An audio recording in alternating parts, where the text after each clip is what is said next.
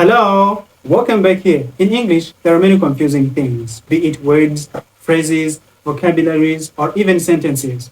Among those things that confuse people are three commonly misused modal verbs. Those modal verbs are can, must, and may.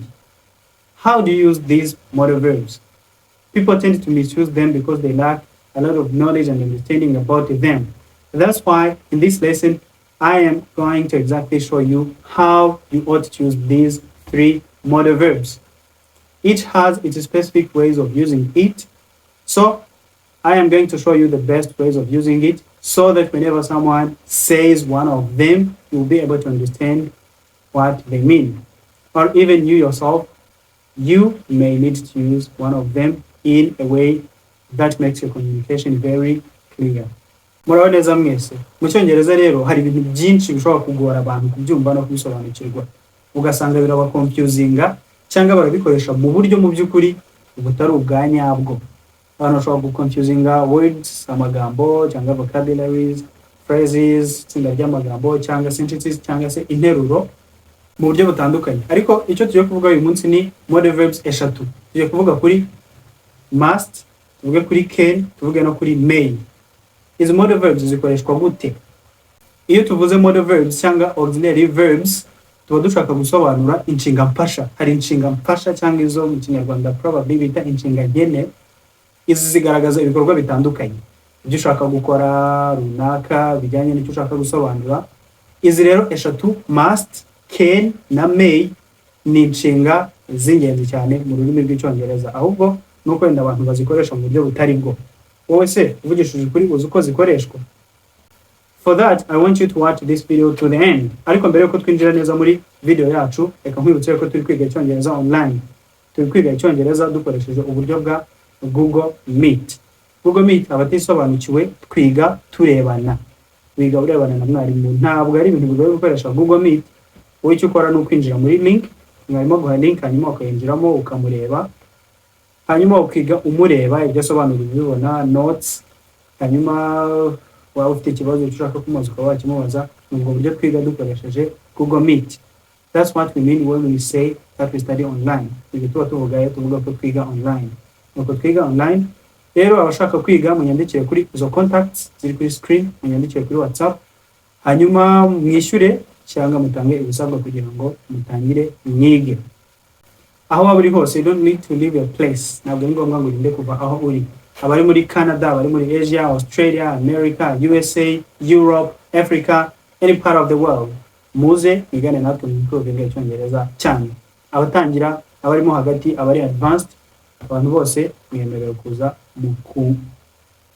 kuza mukiyungura ubumenyi mu cyongereza mukakivana hano mukakigeza ku rundi rwego. Without wasting much of our time, let's start with these auxiliary verbs. Tudatakaje umwanya mwinshi rero reka dutangire n'izi auxiliary verbs. Reka dutangirire kuri can. Normally, when can uyikoresha gute? Wowe wumva can uyikoresha gute? Wumva se ubundi ikwiye gukoreshwa hehe? Can is primarily used to express ability, possibility, or permission in formal contexts. Can akenshi tuyikoresha dushaka kwerekana ability. Ability, iyo tuvuze ability, tuba dushaka kwerekana ibintu uri able gukora, ibintu ushoboye gukora, dushaka kwerekana ikintu umuntu ashoboye gukora. When you want to show what someone is able to do, you have to use can. Ushobora gukoresha can ushaka kwerekana ability cyangwa possibility, ibintu bishoboka. Ibintu runaka birashoboka because of the reason AB. Cyangwa permission, iyo dushaka gusaba uruhushya cyangwa kurutanga dushobora gukoresha can. Ariko akenshi tukayikoresha in formal context, mu buryo bwiyubashye. Tugiye kureba uburyo ushobora gukoresha can bitivaho tuza kujya no kuzindi. Ability, iyo ushaka kwerekana ability, ubushobozi bw'umuntu mu gukora ikintu runaka. So can indicates that someone has the skill or power to do something. Can izerekana rero ko umuntu afite ubumenyi runaka mu kintu cyangwa afite power, imbaraga cyangwa ububasha bwo gukora ikintu runaka. So urugero, reka tubirebere mu ngero. Urugero, she can speak 3 languages fluently. She can speak 3 languages ashobora kuvuga indimi eshatu fluently. She can speak. Ashobora speak kuvuga three languages. Indimi eshatu fluently.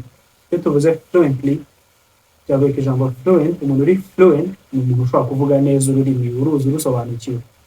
Uyu muntu rero ashobora kuvuga indimi eshatu fluently. Urumva afite ubwo bushobozi. We are talking about ability. Afite ubwo bushobozi.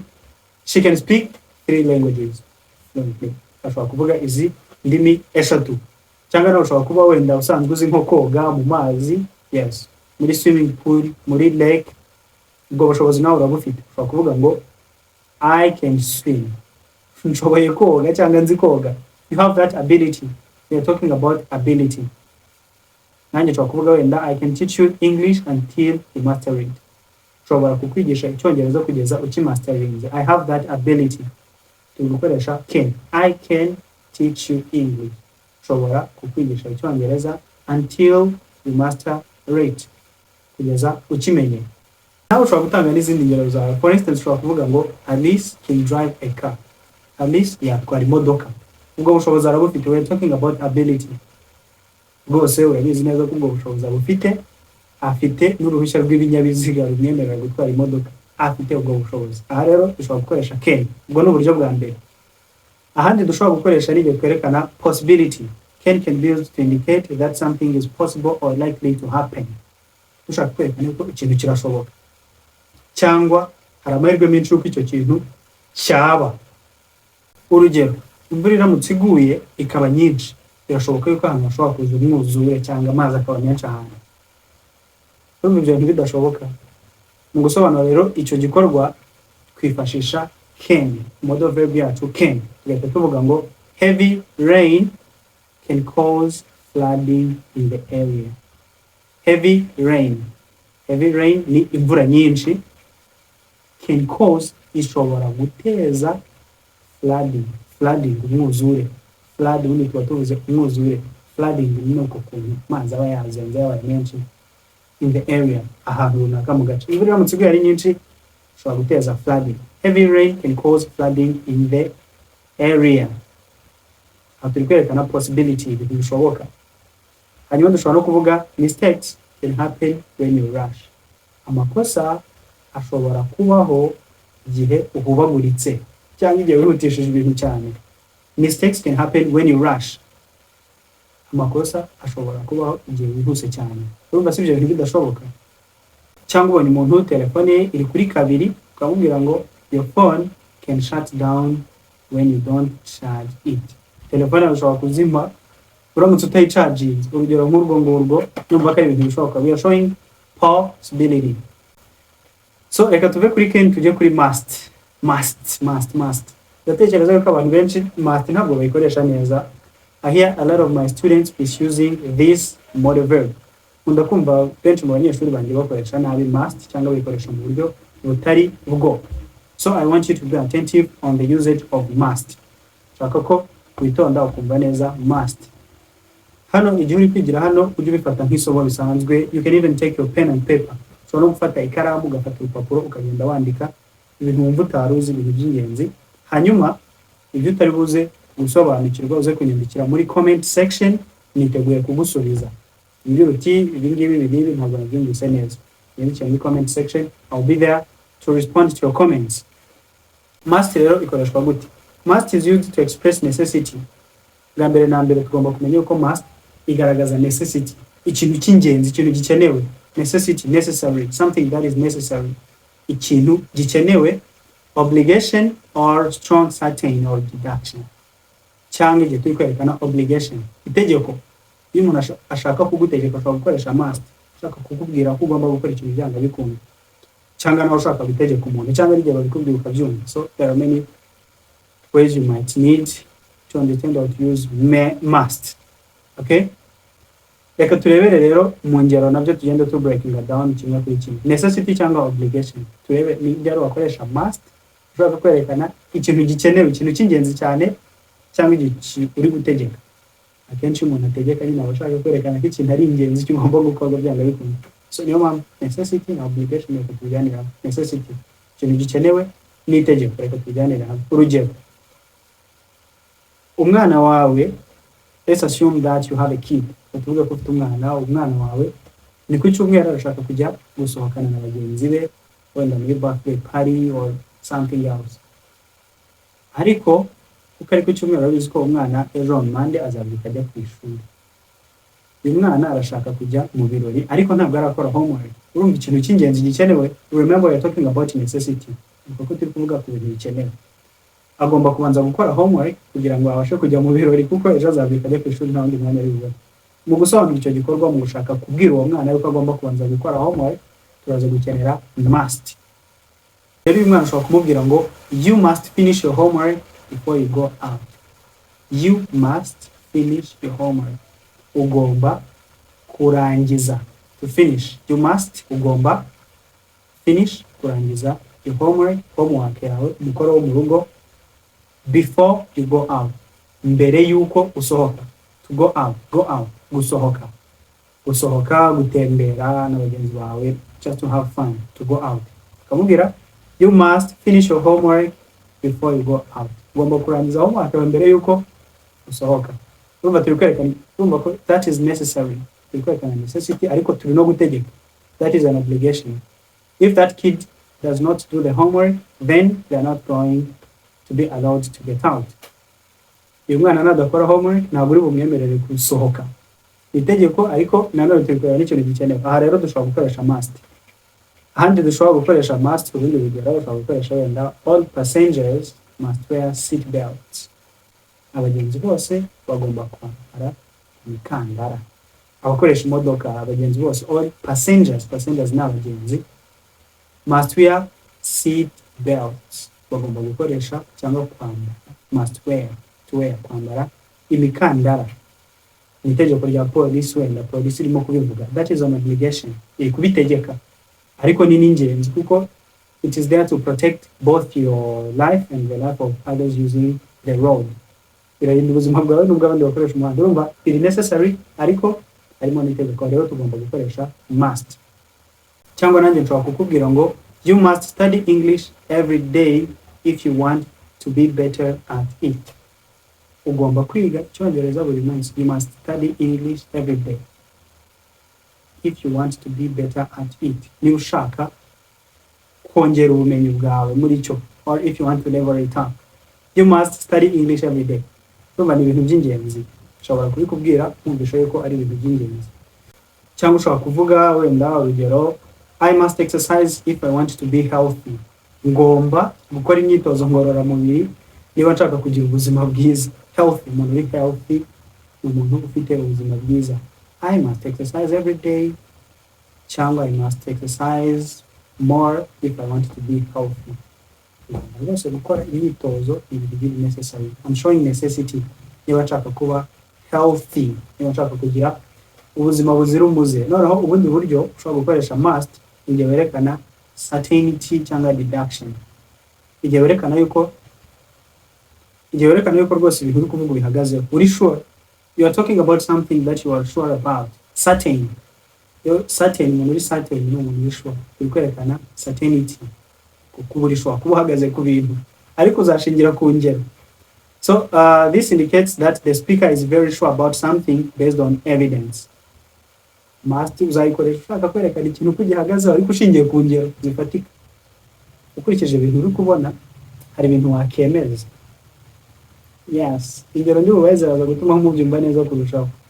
Urugero, he hasn't eaten all day. He must be starving. Urabizi neza hari umuntu utigeze urya for the whole day. Umunsi wose ntabwo yigeze arya. Urabizi neza ubihagazeho. Yari mu gitondo agejeje n'ingoro ntabwo ararya. Uwo muntu ushobora kuvuga yuko ashonje. Ubihagazeho. Ushobora kuvuga yuko umuntu ashonje rwose ubihagazeho. Bavuga ngo he hasn't eaten all day. Ntabwo yigeze arya umunsi wose. He must be starving. Rero agomba kuba ashonje byanga bikunda ashonje. Umuntu uri starving, umuntu ushonje, to starve ni gusonza, kugira inzara. It's like to be hungry, ni nko kuba hungry. Ntabwo ari umunsi wose. He must be starving. Rero arashonje byanga bikunda. Ibyo bintu ushingiye ku ngero, ushingiye kuri evidence, kubihamya ufite yuko urabizi neza yuko atigeze arya, mwirirwanye mu kazi, urabizi neza yuko ashonje. Aha rero dushobora gukoresha must. Reka nkwereke urundi rugero rwiza. Wavuye mu rugo, wavanye mu rugo na mugenzi wawe, muragenda musiga muzimije amatara yose. Mugarutse bwije musanze amatara arimo araka. Ushingiye kuri izo evidence, urabizi neza yuko mwasize amatara azimije, none umusanze ari kwaka. Uko biri kose hari umuntu uri mu rugo. Ushobora gukoresha rero runo rugero bavuga ngo the lights are on. The lights are on. Amatara ari kwaka. Urumuri ruracanye. Iyo lights ziri on, amatara ari kwaka, bari urumuri. So someone must be home. Kubw'ibyo hari umuntu uri mu rugo. Uko byagenda kose, someone must be home. Hari umuntu uri mu rugo. Someone must be home. Hari umuntu uri mu rugo uko byagenda kose. Hano dushobora gukoresha must. Cyangwa reka nkwereke urundi rugero. Urabyutse saa 7 cyangwa saa 8 z'ijoro, ufunguye idirishya, urebye hanze ubona umuntu uri kwitwara mu buryo budasanzwe, yambaye imyenda utamenya, yipfutse, afite ibikoresho, ibyuma cyangwa imbunda or other stuff, ari kugenda gerageza gufungura inzugi. Umuntu wamenya ko ari iki? Umuntu uko byagenda kose ni umujura. Ushingiye ku ngero, ushingiye kuri evidence, ushingiye ku kuntu uri kumubona uwo muntu ni umujura. Ushobora rero guhita uvuga wenda mu rugero ugahita uvuga ngo he must be a thief. Umujura cyangwa binuga. He must be a thief. Aha rero dushobora gukoresha must. He must be a thief. Ushobora rwose guhita ubihamya ubihagazeho, urumva we are sure about what we can see depending on the evidences. Turi guhamya rwose ibyo turi kuvuga dushingiye ku ngero. Hano dushobora gukoresha must. Ubwo ni ubundi buryo bwa kabiri bwo gukoresha must. Dusigaje may. Iyo dusigaje ni may, dusigaje gusobanura may. May se y'ubundi ikoreshwa gute? Ariko mbere yuko tujyaho, kora subscribe. Niba utarakora subscribe, kora subscribe. Uri guhomba niba utarakoze subscribe ariko ukaba ushaka kwiga icyongereza, kora subscribe, unaduhe like ndetse unasharinge ino video ku bandi bantu bona bashobora kuba bayikeneye. Yes, mukora subscribe, binyereka yuko ndi kumwe n'abantu, ariko bizanagufasha nawe kubona videos zanjye next time. Ikindi gihe videos zanjye zizajya zikugeraho mu ba mbere. Ariko nanjye biramfasha iyo mukoze subscribe, mugakora like, mukanasharinga na comments mba ndi kubabwira. Bituma nyine videos zanjye zigaragara nk'izakunzwe, hanyuma n'abandi bantu bakaba bazibona. And this is what I'm looking for, kuko ntabwo nshaka ko amasomo yacu agera ku bantu bakeya. I believe these lessons are helpful, so let's share it to as many people as possible. Aya masomo yacu ndizera ko ari ingenzi, kiza nuko twageza ku bantu benshi bashobora kuba bayikeneye. Reka none turebe may. May usanzwe yikoresha gute? May is used to express permission. May ikoreshwa mu kwerekana, mu gusaba uruhushya, ariko mu buryo buri formal, mu buryo bwiyubashye cyane. N'uzasaba uruhushya mu buryo bwiyubashye ugakoresha may. Ushobora kurusaba cyangwa ukarutanga nabwo wakoresha may. Ariko usana ikoresha niyo ushaka kwerekana possibility, ibintu bishoboka cyangwa wishes, iyo wifuriza umuntu ibintu runaka. Reka nabyo tubirebe one by one, kimwe kuri kimwe. Iyo tuvuga kwerekana permission, this is a formal way to ask for or give permission. Ubu ni uburyo bwiza bwiyubashye bwo gusaba uruhushya cyangwa kurutanga. Ushobora gukoresha may. Reka dufate urugero ko uri umwarimu, uri muri class, hanyuma abanyeshuri bari gukora test. Hanyuma umunyeshuri umwe test nibwo igitangira agahita akubwira, teacher, may I leave the room or may I get out? Ese nasohoka? Teacher, may I get out? Ese nasohoka? Ari kukubaza mwarimu, ese nasohoka? Ari kugusaba uruhushya muri make. Ese mwamuruhushya rwo gusohoka? Mu yandi magambo, we are looking at permission. Teacher, may I get out? Ari gusaba uruhushya mu buryo bwiyubashye buri formal. Ariko kuko aribwo test zigitangira ushobora kutamwemerera. Wenda nawe ukamuha uruhushya ariko ruri indirect, mugahita umubwira ngo murumva twasabye uruhushya. First of all, may I get out? Ese nasohoka? Nawe ushobora kumubwira ngo you may leave the room once you have finished the test. Yego mwasohoka ariko mubanje kurangiza test. You may leave the room, ushobora gusohoka muri room, to leave the room. To leave, kuva ahantu, kuva muri room, mu cyumba cy'ishuri, once you have finished the test. Ari uko umaze kurangiza test. Urumva yasabye uruhushya nawe urarumuhaye, mwese mukoresheje may. The first one has used may and the second one has used may. Ariko ushobora no gusaba umuntu wenda, may I use your phone please? sinakoresha telefone yanjye. May I use your phone please? Urumva ni uburyo bwiyubashye bwo kuba wasaba umuntu yuko bakoresha telefone ye. Ese nakoresha telefone yanjye? May I use your phone please? Ushobora kumwemerera yes you may or no you may not. Yes you may, ntabwo wayikoresha, cyangwa no you may not, cyangwa yes you may use it, ntabwo wayikoresha, or no you may not use it, oya ntabwo wayikoresha. Urumva ushobora kumuha uruhushya cyangwa ukarumwima. Ubwo ni uburyo bwo gusaba uruhushya dukoresheje may. Reka noneho turebe uburyo twakoresha may tugaragaza possibility. It indicates something is possible but not certain.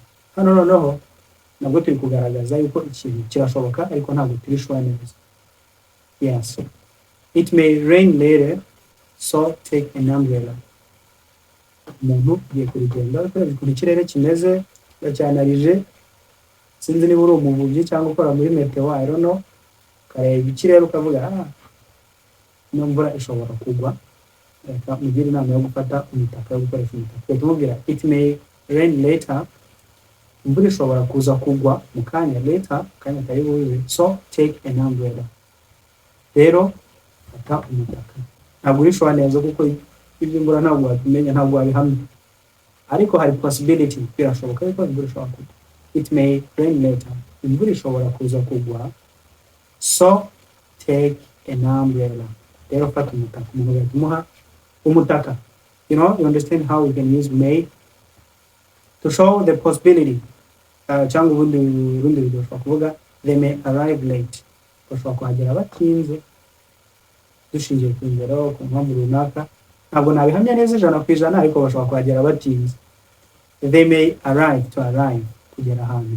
They, abo bantu bo, they, abantu runaka, they may arrive late, bashobora kuhagera batinze if there is traffic, for instance. Wenda niba hari traffic, iyo tuvuze traffic tuba tuvuze ambutiyaje, kwa kuko usanga ibinyabiziga byabaye byinshi cyane ahantu abantu batari gutambuka mu buryo buri easy. You know, it's that kind of moment when you see cars and all the vehicles are stuck in the road. Usanga imodoka, ibinyabiziga byaheze mu nzira bitari kubasha kugenda. That's traffic. Ambutiyaje kuko abantu bakunda kwita cyane. Rero ushobora gutanga urugero, bashobora kugera batinze bitewe na traffic, ariko wenda ushobora guhita irangira bakahagera. Ntabwo turi sure neza. Ubwo buryo dushobora gukoresha may. Ndizera ko understanding uburyo bwiza bwo gukoresha can, uburyo bwo gukoresha must, uburyo bwo gukoresha may. I advise you to ask your questions in the comment section. I'll be there to reply to your questions. In case there are some parts of this lesson that you have not understood well, niba hari ibice rwose by'iri somo wumva utumvise neza, wemerewe kubaza muri comment section, nanjye ndaza kugusubiza. Hanyuma turebe uburyo bwiza ushobora gukoresha must, can ndetse na may. These are very important auxiliary verbs in English, so you have to master them. Anyways, if you have reached this far, don't forget to hit the subscribe button, like, share, and comment. See you in the next videos. Bye bye for now.